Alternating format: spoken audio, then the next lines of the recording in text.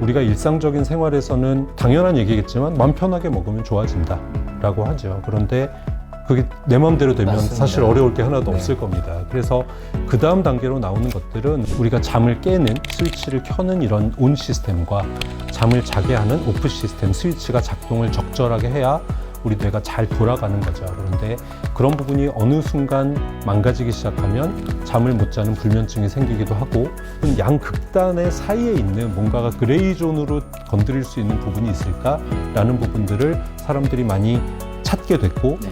그렇기 때문에 이제 연구를 하게 됐고, 그런 과학적인 발전들도 많이 하고 있는 것 같습니다.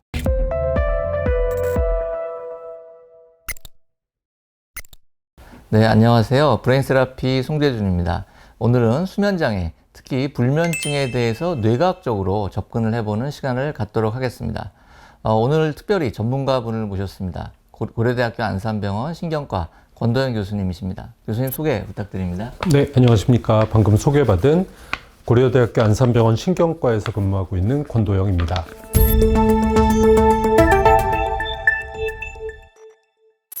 최근에 불면증 환자들이 점점 늘어나고 있습니다. 노인 불면증뿐만 아니라 젊은 분들도 불면증으로 고생하시는 분들이 많은데요.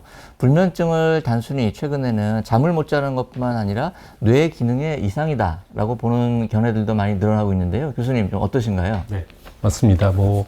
잠을 못 자는 게 불면증이지만 네. 이제 잠을 왜 못 자느냐에 대해서 옛날에는 그냥 잠을 못 자니까 약을 먹는다 이런 식으로만 접근을 했는데, 네. 결국 요즘에는 계속 이제 과학이 발전함에 따라서 결국 뇌에 문제가 있어서 우리가 잠을 못 잔다라는 쪽으로 연구가 되고 있고, 네. 잠을 못 자는 것들에 대한 나쁜 영향들 같은 부분들도 이제 과학적으로 많이 밝혀지고 있는 상황입니다. 결국은 뇌가 잘 일을 하려면 잘 쉬어야 그 다음에 다시 일을 할 수가 있는 거고, 그러기 위해서 우리 뇌 안에는 여러 가지 시스템들이 작동을 하고 있는데, 네. 스위치를 켜는, 우리가 잠을 깨는 스위치를 켜는 이런 온 시스템과 잠을 자게 하는 오프 시스템 스위치가 작동을 적절하게 해야 우리 뇌가 잘 돌아가는 거죠. 그런데 그런 부분이 어느 순간 망가지기 시작하면 잠을 못 자는 불면증이 생기기도 하고, 수면이 유지가 되지 않는 상황이 생기기도 하고, 잠을 자더라도 제대로 자지 못하는 여러 가지 상황들이 생기게 됩니다. 이제 그렇기 때문에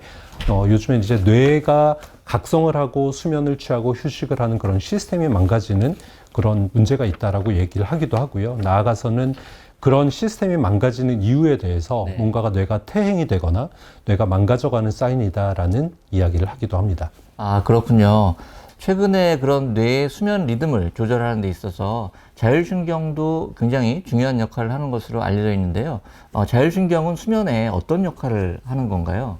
네, 우리가 자율신경이라는 말은 많이 들어봤지만 네. 사실은 정확하게 이해하고 있는 사람이 많지는 않은 것 같고, 하지만 우리 몸에는 머리끝부터 발끝까지 자율신경이 다 조절을 하고 있다라고 생각해도 과언은 아닙니다. 네. 사실 내 몸이 언제나 똑같이 유지가 될 수 있도록 조절을 하는 게 자율신경이거든요. 네. 그래서 우리가 보통은 예전에 우리가 자율신경 학생 때 배울 때는 교감신경, 부교감신경이라고 해서 교감 선생님이 나타나면 심장이 두근두근 거리고 네. 눈이 동공이 변하고 땀이 나고 이런 얘기를 했었고, 그런 식으로만 외웠었는데, 그런 것처럼 이제 자율신경이라고 하는 건 교감신경과 부교감신경이 균형을 잘 맞춰서 내 몸이 언제나 똑같은 상태를 유지할 수 있도록 안정적으로 내 몸을 유지하는 신경이 자율신경입니다. 그런데 이제 방금 이제 불면증을 주제로 이야기를 하니까, 네. 불면증이 생기는 경우에는 보통은 우리가 생활에서 누구랑 싸웠다, 네. 걱정이 너무 많다, 뭔가 너무 아프다라고 하면 흥분된 상태에서 잠을 잘 자는 사람은 없죠. 네. 누가 쫓아오고 있으면 잠을 잘 수 없는 것처럼. 그렇기 때문에 그럴 때는 보통 우리가 교감신경이 흥분이 됐다, 활성이 됐다라고 말을 합니다. 그래서 그런 교감신경이 활성이 되면 네. 혈압도 높아지고 네. 심박수도 빨라지고 땀도 날 수 있고, 내 몸이 가슴이 두근두근 거리면서 흥분을 하기 때문에 제대로 잠을 잘 수가 없는 거죠. 네. 그렇기 때문에 우리가 보통은 잠을 잘 못 자는 사람은 교감신경이 흥분이 되어 있고, 반대로 네. 부교감신경이 너무 억제가 되어 있으면 네. 제대로 편안하게 잠을 잘 수 없다라고 네. 우리가 반응을 하기도 하고요. 또 하나는 이제 자율신경이 아까 말씀드린 것처럼 가슴이 두근두근 거린다라고 하는 게 심박도 변이라고 하는 게 있습니다. 그래서 우리가 보통은 내가 상황에 따라서 뭐 숨을 쉬는 거, 긴장하는 거에 따라서 심박이 변화가 돼야 되는데 네. 이런 자율신경 기능이 망가져 있는 분들은 어떤 상황에 대해서 내 심박도가 변이 되는 게 억제가 되어 있어서 제대로 반응을 하지를 못합니다. 네. 그렇게 되면 내 몸의 균형이 깨진 거기 때문에 네. 마찬가지로 잠을 제대로 잘지 못하는 상황이 되고 그런 것들을 제대로 돌려놓으면 네. 역으로 잠을 제대로 잘 수 있다라는 쪽으로도 접근을 할 수가 있습니다. 그렇다면 현대인들한테 문제가 되는 거는 결국은 스트레스나 이런 것 때문에 교감신경이 너무 올라가는 게 문제가 되는 상황이 훨씬 많겠군요. 네, 그렇습니다. 교감신경이 올라가는 게 문제이고 부교감신경이 그거를 이제 밸런스를 맞춰야 되는데 네. 결국은 시소를 타는 것처럼 교감신경이 올라가도 문제이고 부교감신경이 너무 억제가 돼도 문제가 되겠죠. 그렇기 때문에 우리가 일상적인 생활에서는 당연한 얘기겠지만 마음 편하게 먹으면 좋아진다라고 하죠. 그런데 그게 내 마음대로 되면 맞습니다. 사실 어려울 게 하나도 네. 없을 겁니다. 그래서 그 다음 단계로 나오는 것들은 우리가 그런 것들이 예전부터 많이 발전을 해왔죠. 네. 내 몸을 안정시키고 내 마음을 안정시키는 것들. 네. 예를 들어 뭐 뇌호흡이라는 것도 있었고 네네. 명상이라는 것도 네. 있었고 뭐 요가나 네. 이렇게 내 마음을 단련하는 그런 훈련 프로그램들은 많이 있었고요. 아니면 이제 반대로 극단적인 경우는 약물 치료 같은 것들을 해서 우리가 막 흥분되어 있는 심박동을 낮추거나 네. 아니면 어떤 뭐 불안증을 조금 줄이거나 네. 이런 것들을 이제 어떻게 보면 약물 개발을 통해서도 조절을 할 수가 있었고 네. 그랬습니다. 그런데 이제 문제는 그런 약을 먹는 방법 혹은 오랜 시간 내가 수련, 네. 트레이닝을 통해서 해야 되는 명상이나 요가 같은 부분들은 너무 또 어렵고 힘들죠. 네. 그렇기 때문에 최근에는 그런 것들에 대한 그런 부분 양극단의 사이에 있는 뭔가가 그레이 존으로 건드릴 수 있는 부분이 있을까라는 네. 부분들을 사람들이 많이 찾게 됐고 네. 그렇기 때문에 이제 연구를 하게 됐고 그런 과학적인 발전들도 많이 하고 있는 것 같습니다. 네. 예전에 몇십 년 전부터 해왔던 시술이고 수술이긴 하지만 옛날에는 직접 수술을 통해서 뇌에 미주신경을 자극하는 방법을 선택을 했었고 네. 그 다음에는 조금은 덜 위험하고 덜 침습적이긴 하지만 목으로 올라가는 미주신경을 자극하는 그런 시술 같은 것들도 네. 있었고요. 최근에는 이제 여러 가지 이런 비침습적 내가 수술을 하거나 이러지 않아도 되는 방법들을 찾다 보니까 떠오르고 있는 그런 분야, 의학 분야가 하나가 비침습적 전기 자극술이라고 하는 부분들이 있습니다. 그래서 여러 가지 전기 자극을 여러 가지 다양한 방식으로 제공을 할 수가 네. 있고요. 그 중에 대표적인 것들 중에 하나가 비침습적, 우리가 어디 뭐 찌르고 누르고 네. 하지 않고 미주신경, 아까 말했던 부교감신경을 조금 활성화할 수 있는 그런 전기 자극술들도 개발이 되고 있고 이미 많이 임상에서 활용이 되고 있고 아직은 조금 더 가야 될 길은 멀 수 있지만 네. 그런 자료들이 하나하나 모이고 있는 중이라고 생각하면 될 것 같습니다. 그렇다면 불면증이 있는 분들, 특히나 이제 불안이나 걱정 때문에 잠이 들기 어려운 그런 분들에게 이러한 미주신경 자극술이 불면증의 어떤 개선에 효과가 있을 가능성이 있을까요? 네, 있습니다. 있고 지금 임상 연구들도 많이 활발하게 하고 있는 것들로 네. 되어 있고 말씀드린 것처럼 방법은 두 가지가 있을 수 있겠죠. 흥분된 교감신경을 낮추는 방법이 있고 가라앉아 있는 부교감신경을 올리면서 이 시소의 균형을 맞추는 방법이 있는데 뭐 어떤 이유에서인지 모르겠지만 조금 더 활발하게 연구가 되고 있는 건 부교감신경이 억제된 걸 조금 끌어올리는 쪽을 하고 있는 것 같습니다. 네. 아까 말씀드렸던 심박도 변이라고 하는 부분이 안정이 되는 부분도 네. 있고 그런 자극을 했을 경우에 또 하나 두 번째는 뇌파의 변화입니다.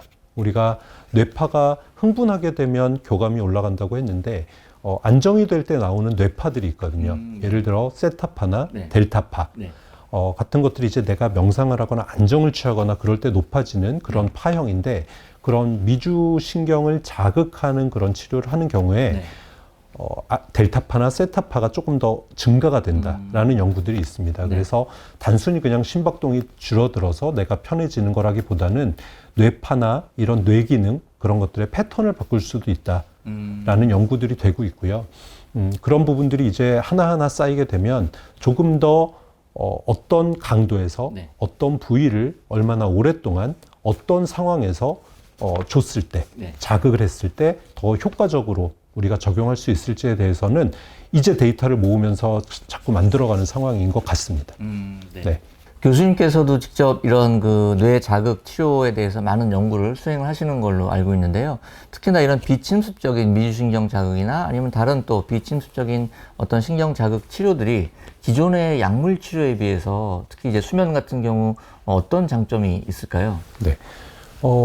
빠르고 쉽게 갈 수 있는 방법은 내가 잠을 못 잔다 오늘. 네. 그럼 당장 수면제를 먹고 잘 잤다라고 네. 하면 제일 빠른 길인 것은 맞습니다. 그렇죠. 그렇긴 한데 그런 수면제 같은 약들에 대해서 다들 대부분 막연하게 불안감이나 맞습니다. 뭔가가 불편함을 가지고 네. 계신 이유가 있을 것이고 결국은 제일 대표적인 부분들은 의존성일 겁니다. 맞습니다. 왜냐하면 평생 약을 먹을 수 없고 네. 약을 먹다 보면 그 약이 없으면 잠을 잘 수 없고 한 번 약을 먹게 되면 그 약의 용량이 점점 늘어날 수밖에 없고 그리고 사실은 약을 먹고 자는 부분은 자연적으로 자는 게 아니기 때문에 수면의 구조 자체가 좀 깨지게 됩니다. 네. 그래서 빠르고 쉬울 수는 있겠지만 장기적으로 봤을 때는 우리가 건강한 방법이라고는 하진 않죠. 조금 오래 걸리지만 길게 갈 수 있는 방법은 뭐 명상을 하거나 낮에 운동을 열심히 하거나 여러 가지 이런 생활 습관을 바꾸는 우리가 흔히 수면 위생을 바꾸는 네. 방법이라고 얘기를 하는데 반대로 그거는 또 너무 길고 어렵고 힘들죠. 맞습니다. 그렇기 때문에 마음을 먹더라도 오래 가지 못하는 네. 경우가 대부분 현실적으로 적용하기가 쉽지가 않다라는 부분이 있고요. 그렇기 때문에 중간에 뭔가가 좀 도와줄 수 있는 게 있으면 좋겠다라고 하는 부분들이 어떻게 보면 미주신경을 자극하는 건 그렇게 인위적이거나 우리가 밖에서 나쁜 작용을 할 수 있는 그런 것들은 아니고 특히나 요즘에 이제 비침습적 미주신경 자극 같은 경우는 아주 뭐 위험하거나 부작용이 있거나 하는 경우도 거의 없기 때문에 우리가 어느 정도 안전하게 사용을 해볼 수 있는 방법이라고 생각을 하고 있고요.